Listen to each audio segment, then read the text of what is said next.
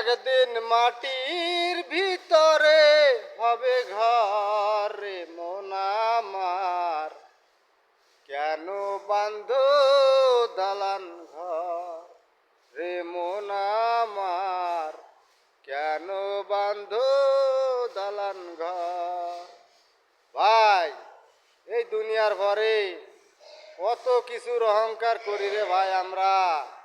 এই দুনিয়ায় কি থাকতে এসেছি ভাই, একদিন চলে যেতে হবে।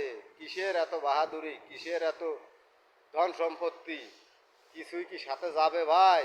একদিন ওই চলেই যেতে হবে। 3.5 হাত মাটি সব সময় ডাকতেছে, কখন আমরা যাব ওখানে, সব সময় ডাকতেছে আমাদের।